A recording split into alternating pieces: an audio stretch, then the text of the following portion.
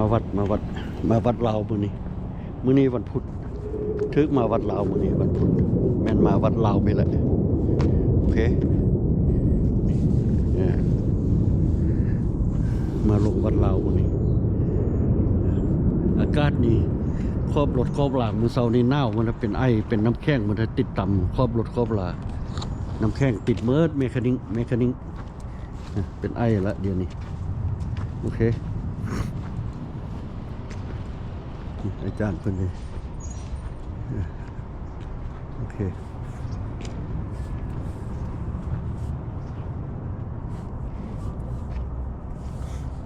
วันเราพี่แหละโอเค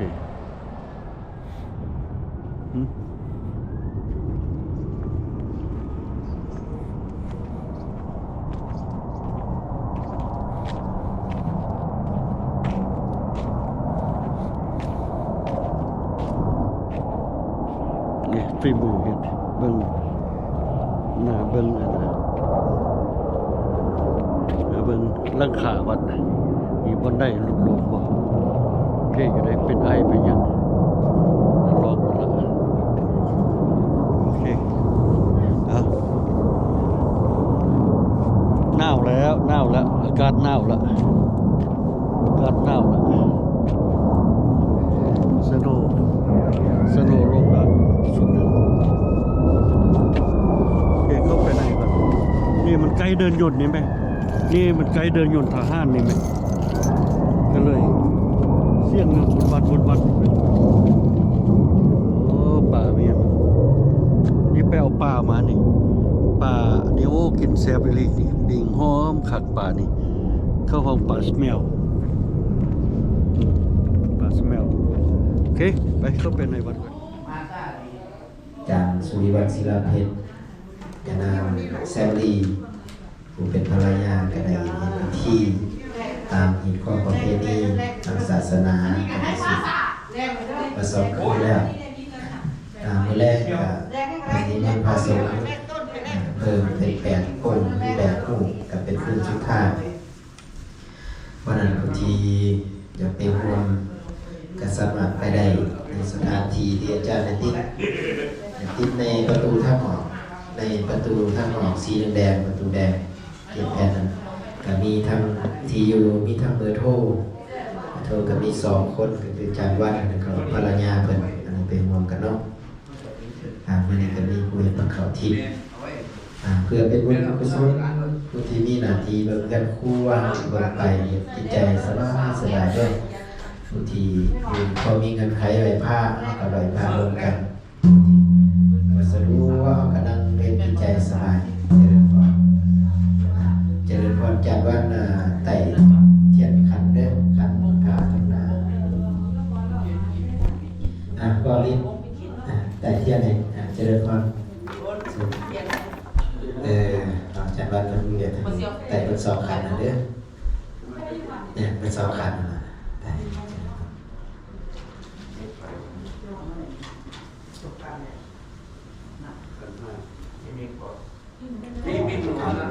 ขอผ่านขออนุญาตเป็นตัวเสียงไหวผ่านหน่อยแล้วกันอิมินาสการะตังพุทธังอภิปูชยามะอะระหังสัมมาสัมพุทโธภะคะวาพุทธังภะคะวันตังอภิวาเทมิคะโตอิมินาสการะ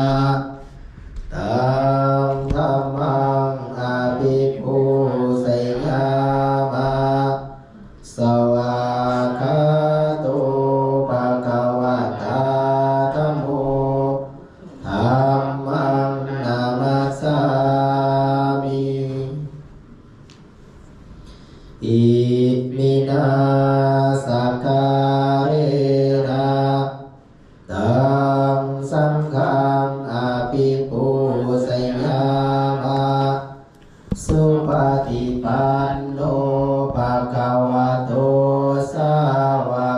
สังโฆ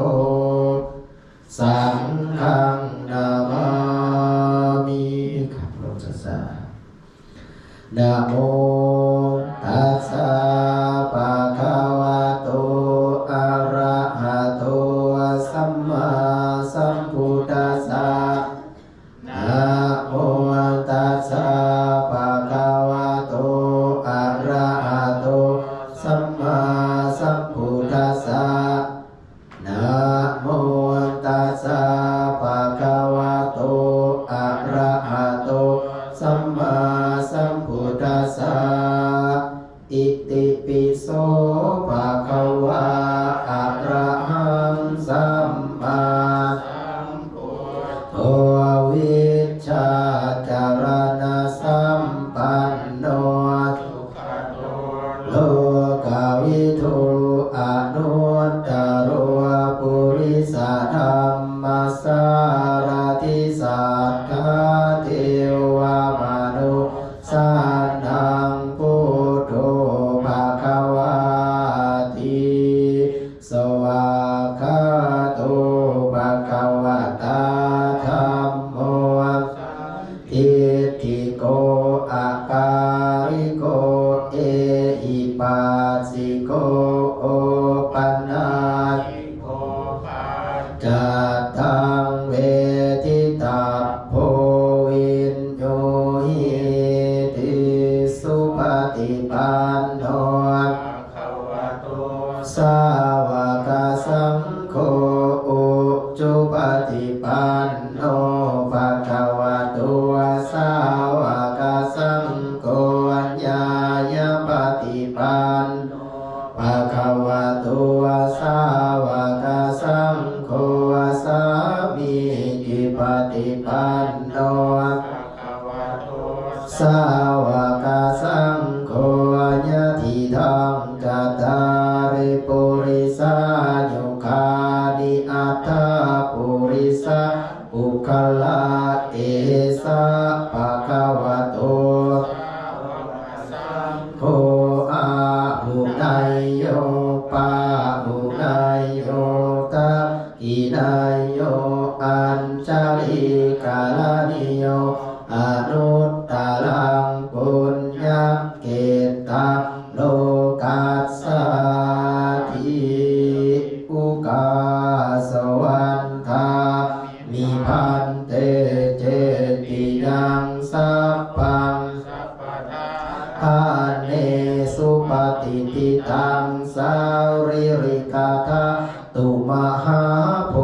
ธิงพุทธารูปังสักการังกายสาวาจาสามานาสาเอวะวันทาเมเตตาคาอาเทสยาเนอาสาเนตาเนขมาเนจาปิสัพพะทา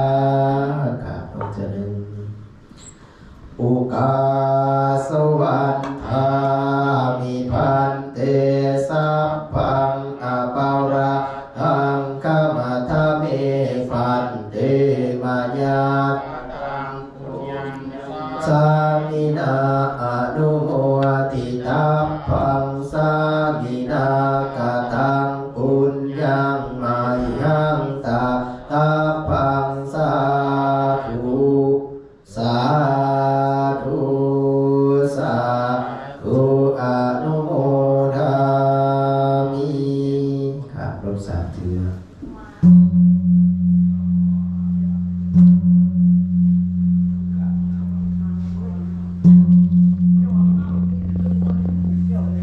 สำหรับลายเซ็นเลยนะประธานไปเห็นบูชาเขาพระพุทธก่อนอาจารย์สิเรียนเสียงเด้อปวดแอวก่อนเพื่อมันครอบกันจะม้วนเนาะอาจารย์สิเรียนเสียงก่อนบูชาวันอาทิตย์อิมังสุปะปยัญชนะสัมปันนังสารีนังโภชนังพุทธธังวรังพุทธัสสะภูเชมาทุติยัมปิอิมังสุ ปะปะยัญชนะสัมปันนังสาลีนังโอสนังพุทธกังวรังพุทธัสสะภูเสมาตาติยังติอิมังสุปะปะยัญชนะสัมปันนังสาลีนังโอสนังพุทธกังวรังพุทธัสสะภูเสมา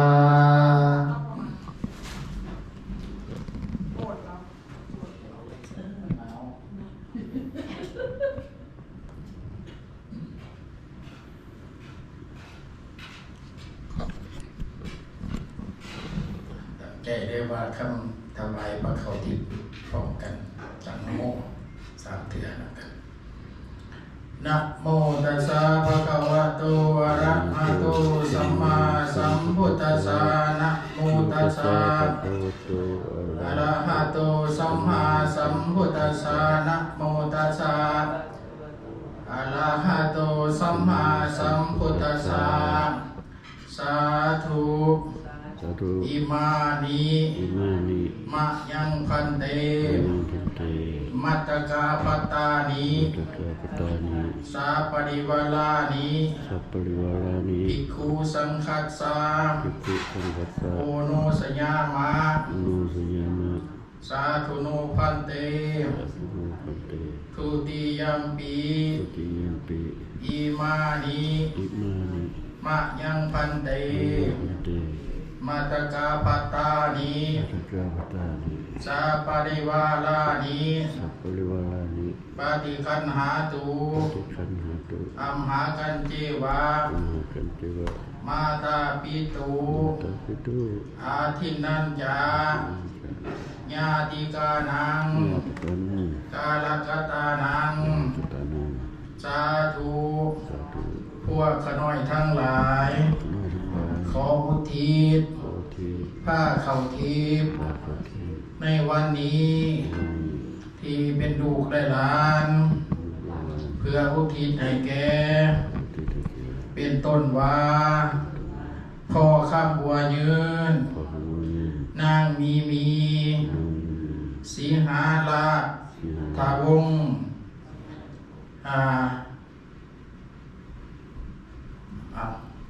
นางจันทะวงศ์วิจิตร จันทาอุวิจิ ท้าวออสติน อวัตเตนโพธิ ผู้โพธิบุภาที่พ่อและแม่ญาติทั้งหลาย และลูกหลานไล่อุทิศให้แล้ว ในวันนี้ จงถึงแก่ประโยชน์แด่ความสุขให้แก่พวกลูกพวกหลาน และส่วนบุญกุศล ที่ลูกและหลานอุทิศในวันนี้ จงไปหอดไปถึง เหมือนตนเองได้กระทำถ้าทุกข์ระยะก็ขอให้พ้นจากทุกข์ถ้าได้รับความสุขแล้ว จงรับความสุขยิ่งขึ้นไปตราบต่อเท้าเข้าสู่ปณิพพานในอนาคตตการเบื้องหน้าบุญเถิดสาธุสาธุสาธุอนุโมทนาสาธุ ตั้งใจยกของเรามาเดินมา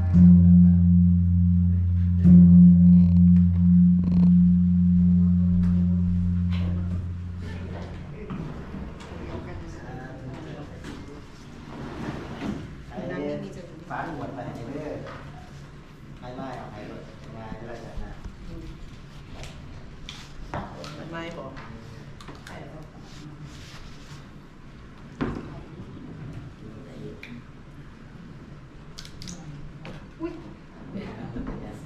มาเห็นเห็นว่า มา มาแห้งขนาด ให้น้องมาเขียนเอง ต่อจะเล่นกันได้ เขียนก็ได้บ่ เดี๋ยวเราบอก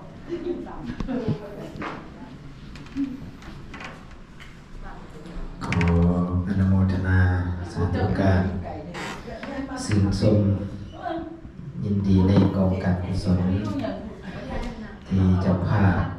ทั้งเขาทิศทั้งสี่ภาคได้เดินทางทางซื้อเพื่อที่ไปหาปิยชนบุคคลอันเป็นที่หักบุญว่าโดยเหตุคือความดีบุญว่าโดยผลคือความสุขดังปรากฏพุทธศาสนาสุภาษิตว่าสุขโขบุญญาสัพพุจโยการสั่งสมเสริมความดีนำมาเสริมความสุขบุญว่าโดยสภาวะหรือสภาพหรือคุณลักษณะเมื่อเราเห็นแล้วเห็นในจิตใจของเราขาวสะอาดปลอดโปร่งเพราะนั้นเส้นทางของบุญหรือวัฏวาระก็คือมี3ทางทางกายว่ากายทวารเราก็เห็นบุญด้วยกายของเราด้วยมือด้วยตนด้วยตัวของเราเนี่ยอันที่2เหมือนทางวาจาเป็นว่าวจีทวารอันที่3เลิกกันไปคือทางจิตใจมโนทวารทางจิตใจนี่สำคัญเพราะว่าก่อนสีแมวออกสีมานี่ก็ขึ้นก่อนคือจะเฮ็ดนั่นเฮ็ดอันนี้ในทางพุทธศาสนาก็จะมีภาษิตว่ามโนปุพังคมาธรรมามโนเศรษฐามโนมยาทำทั้งหลายมีใจเป็นใหญ่ใจเป็นหัวหน้าสำเร็จแล้วด้วยใจเมื่อใจคิดดีการกระทำและคำบอกก็จะดีเมื่อใจคิดบ่ดีการกระทำและคำบอกก็บ่ดีอุปมาเหมือนห้อยเกียนที่ตามห้อยงัวสัตว์ใดกระเซ็นกันในขณะเดียวกันบาปก็คือกันแบบบาปตรงกันข้ามกับบุญ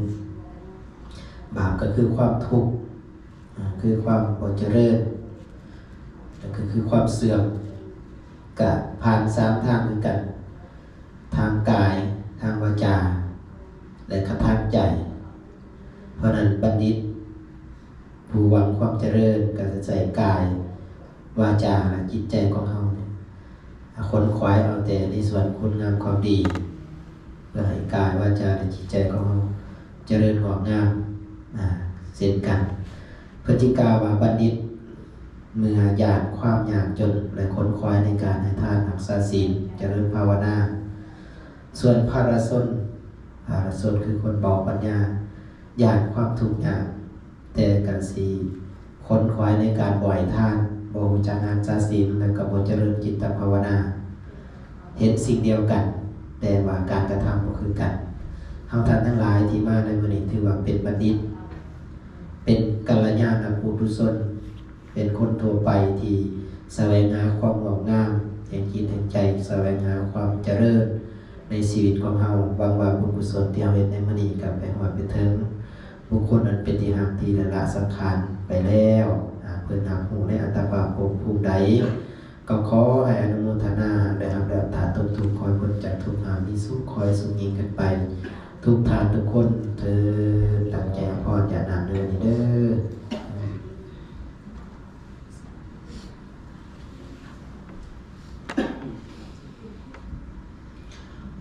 รับพรอย่านามยะถาวะเลวะหาปุราปะริปุเรนติสังกลังเอวะเมวะอินโตตินังเปตานังอุปกัปปติอิจิตังปฏิตังตุมหังคิปะเมวะสมิสตุสัพเพปุเรนตุสังกปปา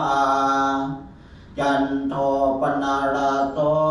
ยะถามณีโสติลาโสยะถาปัสสันตุสัพพะโลกวินาศตุมาเตภวัตวันตรายโยสุขิติกาภวังอภิวาทนาสิริสเนจังวัฏาปจายิโนจัตตาโลธรรมาวัฏันติอายุวันโนสุขังภาลั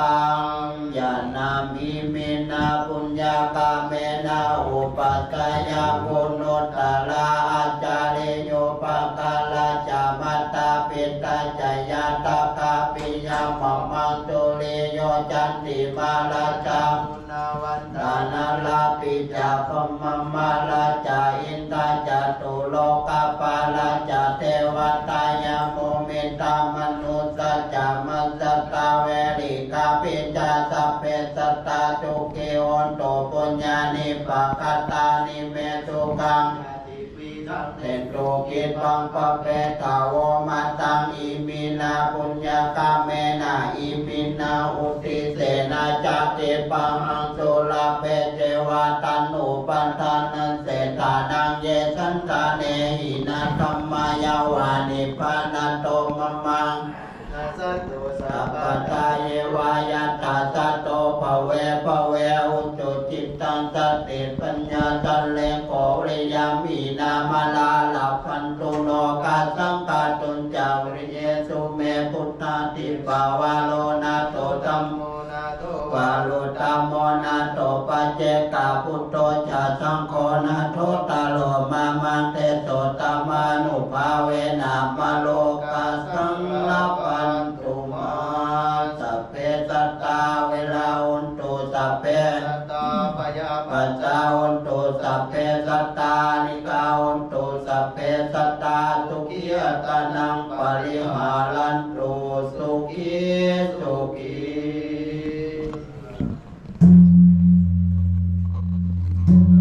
เยนวาจานวเจตสวาพุทเถอุตมังปัจจตังมายายังพุทโธป ปฏิการมาตุอัจยันตังกนันตะเลสังวลิตุงวะพุทเถ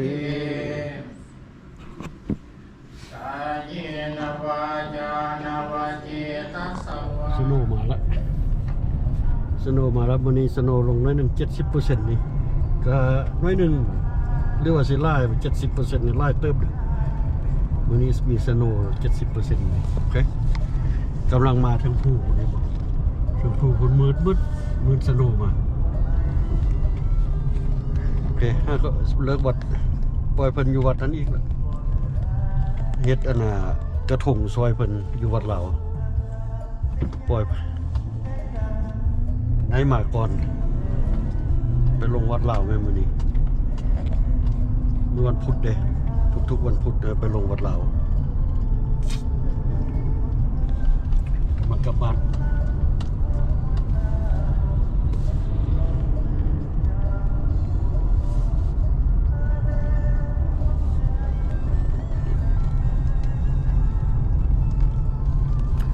สโนว์มาแล้ววันฤดูกาลแล้ว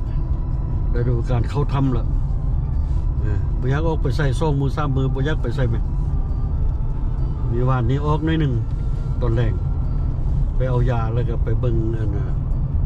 อาจารย์เพิ่นอันน่ะอ่างน้ำกระทงอ่างน้ำไม่ลอยกระทงอยู่วัดบุรุน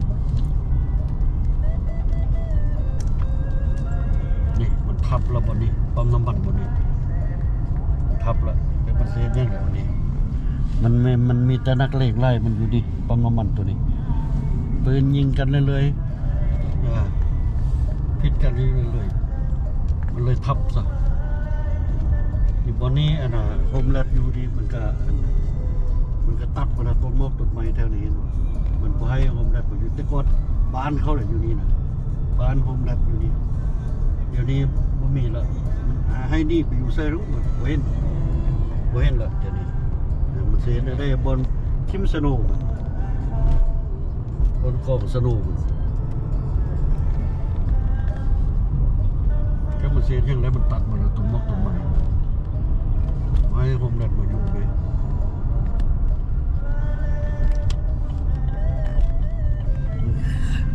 ไปทางนี้ค่ายทหารนี่พวกแอร์ฟอร์ดเขานี่ค่ายทหารแผนกแอร์ฟอร์ดไป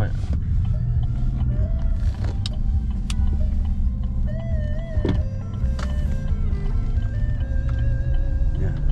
สิเลยเอาป่าไปให้อันนั้นประตูนี่คนฝากมีคนฝากมาไหมฝากป่ามาให้